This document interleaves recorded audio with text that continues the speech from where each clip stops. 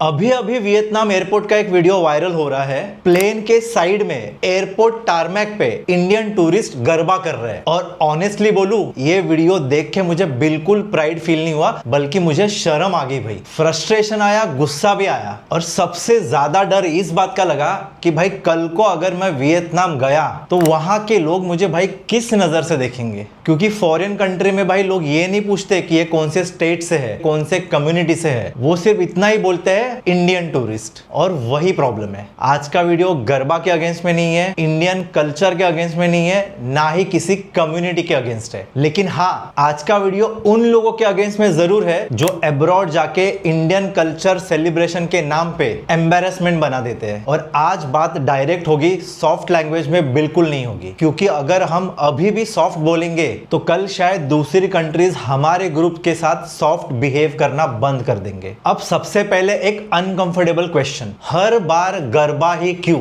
भांगड़ा क्यों नहीं?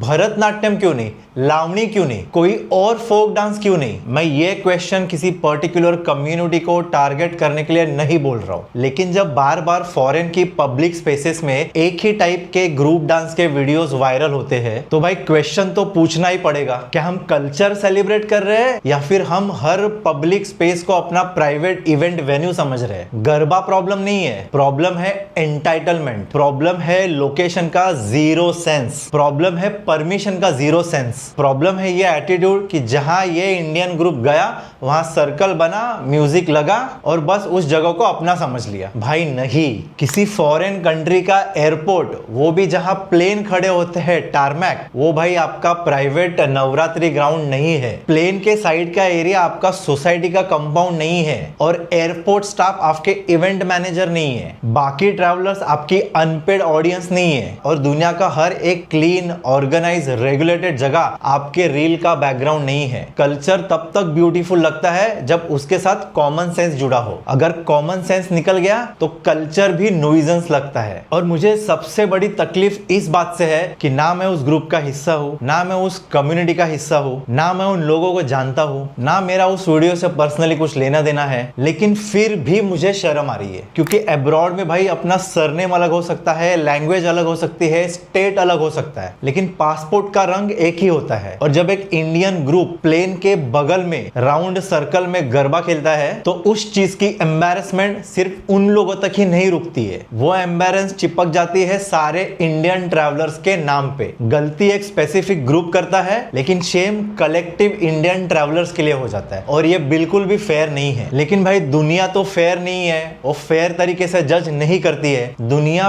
पैटर्न से जज करती है। अब सोचो, कल आप वियतनाम जाते हो, इमिग्रेशन ऑफिसर आपका इंडियन पासपोर्ट देखता है, होटल स्टाफ इंडियन गेस्ट देखते हैं, एयरपोर्ट स्टाफ इंडियन टूरिस्ट देखता है, उनके दिमाग में क्या फ्लैश होगा? आपका बिहेवियर, आपकी ट्रैवल हिस्ट्री, आपकी रिस्पेक्ट, या फिर ये वाहियात वायरल वीडियोस? और यही रियल डैमेज है। ये लोग एक वीडियो बना के चले जाते हैं लेकिन अगले इंडियन ट्रैवलर्स को प्रूव करना पड़ता है कि भाई हम उन लोगों जैसे नहीं है, हम रूल्स फॉलो करते हैं, हम पब्लिक न्यूइजेंस नहीं करते हैं, हम पब्लिक स्पेस को अपना प्राइवेट इवेंट वेन्यू नहीं बनाते हैं। और भाई ये बहुत बड़ा फ्रस्ट्रेशन है। कुछ लोगों की ओवर एक्साइटमेंट की वजह से बाकी इंडियन ट्रैवलर्स को उनकी डिसेंसी प्रूव करनी पड़ती है और भाई ये बिल्कुल अनएक्सेप्टेबल है। अब भाई कुछ महान लोग बोल सकते हैं, अरे इतना क्या सीरियस हो रहा है, थोड़ा एंजॉय तो कर रहे थे। भाई एंजॉय करना है तो करो, मैं कौन होता हूँ किसी को रोकने वाला एंजॉय करने से? लेकिन जगह देख के करो, उसका तो कुछ सेंस है कि नहीं? गरबा करना ही है तो वेडिंग हॉल में करो, नवरात्रि के ग्राउंड पे करो, आपकी प्राइवेट इवेंट है वहां करो। लेकिन एयरपोर्ट पे,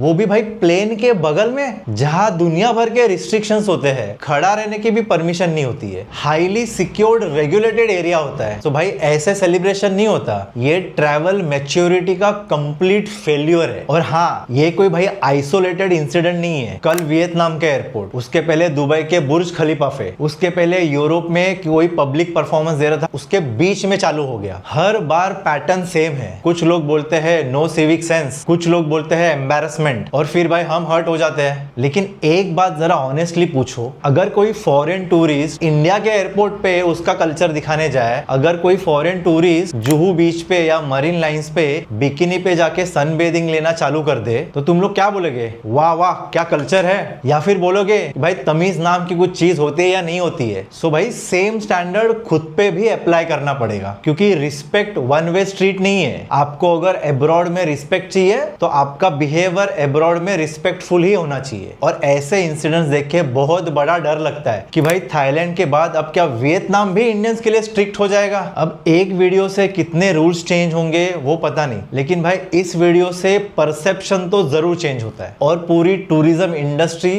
परसेप्शन पे ही चलती है। कोई भी कंट्री डायरेक्टली बैन या स्ट्रिक्ट नहीं करती है, सबसे पहले तो टॉलरेट करना बंद करती है। पहले लोकल स्टाफ का बिहेवियर चेंज होगा, होटल के स्टाफ का बिहेवियर चेंज होगा, होटल की पॉलिसी स्ट्रिक्ट हो जाएंगी, क्लब्स पब की पॉलिसी स्ट्रिक्ट हो जाएंगे इंडियंस के लिए। और फिर हम बोलेंगे भाई इंडियंस को बाहर जज क्यों करते हैं। सो भाई जजमेंट हवा में नहीं बनता है, जजमेंट बिहेवियर से बनता है, पैटर्न से बनता है, इमेच्योर वायरल वीडियो से बनता है। और जब ऐसा नेगेटिव पैटर्न बन जाता है तो जो जेन्युइन ट्रैवलर्स है उनको भी इसका कॉस्ट पे करना पड़ता है। और आज मैं ये क्वेश्चन डेलिब्रेटली रेज कर रहा हूँ। कल को अगर Thailand, Vietnam, Malaysia, Singapore, Indonesia इन सारी कंट्रीज ने इंडियंस के लिए एक्स्ट्रा रूल्स रेगुलेशन लगाना चालू कर दिया तो भाई ब्लेम किसको करोगे? गवर्नमेंट को, इमिग्रेशन को, लोकल्स को, या फिर उन लोगों को जो हर जगह पे इंडिया का एक इवेंट मैनेजमेंट प्रोजेक्ट बना देते हैं। कल को अगर होटल्स इंडियन टूरिस्ट से डबल ट्रिपल डिपॉजिट लेने लगे तो ब्लेम किसको करोगे? ये क्यों नहीं समझते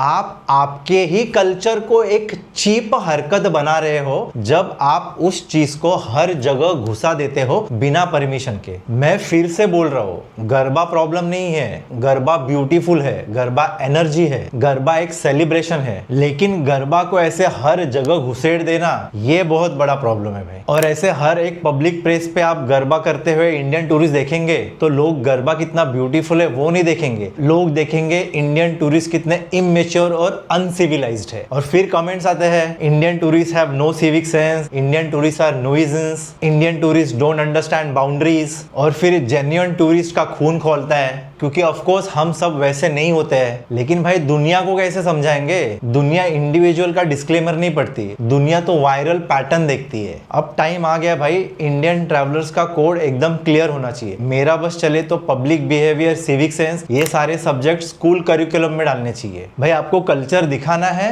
तो सही जगह चूज करो, परमिशन लो, सही टाइम चूज करो, दूसरों के स्पेस की रिस्पेक्ट करो। मैं तो ये भी सोच रहा था अगर ये जापान में जाके ऐसा करते तो क्या होता भाई। जापानीज लोग तो अपने स्पेस को लेके कितना स्ट्रिक्ट होते हैं। अगर आप ग्रुप में ट्रैवल कर रहे हो और कोई ओवर एक्साइटेड हो रहा है तो भाई उसको स्टॉप करो, क्योंकि उसका वीडियो वायरल होगा लेकिन इंसल्ट बाकी सारे इंडियंस की होगी। अगर आपको इंडिया का नाम रोशन करना ही है तो सबसे पहले इंडिया का नाम एम्बैरस करना बंद करो। और जो लोग बोलेंगे कि भाई तू तो ओवर रिएक्ट कर रहा है, नहीं, मैं ओवर रिएक्ट बिल्कुल नहीं कर रहा हूं। मैं वो बोल रहा हूं जो बहुत सारे डिसेंट ट्रैवलर्स फील करते हैं लेकिन बोलते नहीं है, क्योंकि उनको इस बात का डर रहता है कहीं उनको anti Indian, anti community, anti culture ऐसा लेबल ना लगा दे। मैं इसलिए बोल रहा हूँ क्योंकि मुझे इंडियन पासपोर्ट का रेपुटेशन मैटर करता है, मुझे हर एक इंडियन ट्रैवलर का इमेज मैटर करता है। मुझे ये मैटर करता है कि जब मैं वियतनाम, सिंगापुर, मलेशिया, बाली, थाईलैंड इन सारी जगह पे जाऊं तो मुझे सस्पिशियस नजर से ना देखा जाए। मुझे ये मैटर करता है कि जेन्युइन टूरिस्ट को ये प्रूव ना करना पड़े कि वो mature, civilised, well behave tourist है। और अगर आपको भी ये मैटर करता है तो आपको भी ऐसा बिहेवियर बिल्कुल टॉलरेट और सपोर्ट नहीं करना चाहिए। भाई मैं दिल से बोल रहा हूँ, मेरे कोई लाखों फॉलोअर्स नहीं है। ऑफ कोर्स अगर आप चाहे तो हो सकते हो। अगर कोई जानबूझ के एंटी इंडिया हेट कमेंट डालता है भाई मैं उसको सीधा ब्लॉक कर देता हूँ, क्योंकि हमको पता है क्या करना है। कुछ लोग नहीं करते, वो अलग बात है। इसका मतलब ये नहीं है कि भाई कोई भी ऐरा गहरा नत्थु खैरा कुछ भी बोल के चला जाए। तो भाई फाइनल बात सिंपल है, क्या वियतनाम इंडियंस के लिए रूल स्ट्रिक्ट करेगा इस एक इंसिडेंट की वजह से? शायद नहीं, लेकिन अगर यही पैटर्न रिपीट होता रहा तो यही सारी कंट्रीज इंडियन ग्रुप्स को फ्रीडम नहीं, रिस्क वाली कैटेगरी में डाल देंगे। और भाई उस दिन ब्लेम किसी फॉरेन कंट्री को मत देना, उन लोगों को देना जो 20 सेकंड के वीडियो के लिए 150 करोड़ लोगों का रेपुटेशन चीप बना देते हैं। गरबा हमारा कल्चर हो सकता है लेकिन सिविक सेंस भी अपनी रिस्पॉन्सिबिलिटी होनी चाहिए। तो भाई कमेंट में ऑनेस्टली बताओ, वियतनाम एयरपोर्ट पे गरबा खेलना क्या कल्चरल सेलिब्रेशन था या फिर इंडियन ट्रैवलर्स का कंप्लीट सिविक सेंस फेल्योर था? और अगर आप भी ट्रैवल करते हो तो एक बात जरूर याद रखना, अब्रॉड में आप सिर्फ आपका नाम नहीं कैरी करते, इंडिया का इंप्रेशन भी कैरी करते हो।